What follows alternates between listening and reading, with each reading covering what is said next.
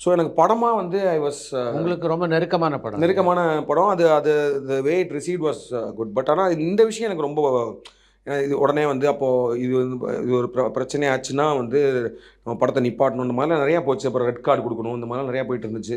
அப்புறம் வந்து அவங்க அப்போ கவுன்சில்ல இருந்து இப்ப நம்ம சைட்ல இருந்து நான் சொன்னது என்ன, அது வந்து ஒரு படத்துல நம்ம வந்து ஒரு போலீஸ வில்லனா காட்டுறோம்.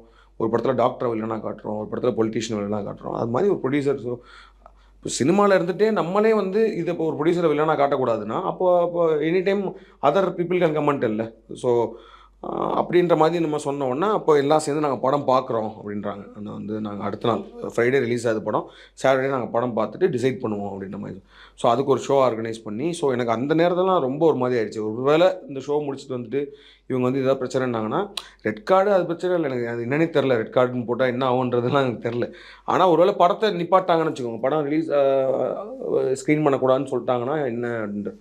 அப்புறம் அத பார்த்துட்டு அங்கே வந்து நெறைய ப்ரொடியூசர்ஸ்லாம் வந்து "என்னப்பா இதுக்காப்பா பிரச்சனை பண்ணீங்க? இதில என்னப்பா இருக்கு?" அப்படின்ற மாரி சொல்லிட்டு ஓகே பண்ணிட்டாங்க. ஸோ அது ஒரு பெரிய அது ஒரு பாதிச்ச ஒரு விஷயம். பட் ஆனா எனக்கு தெரிஞ்சு தட் ஃபில்ம் டிட் அதாவது அந்த பட்ஜெட்டுக்கு என்னவோ ஐ திங்க் இட் டிட் அதாவது அது ஒரு பெரிய லாஸ் ப்ராஜெக்ட்ன்னு சொல்ல மாட்டேன். ஆனா அந்த நேரத்தில வந்து இன்னும் கொஞ்சம் நல்லா ரிசீவ் பண்ணியிருக்கலாம்ன்னு இப்போ நெறைய பேர் சொல்றாங்க.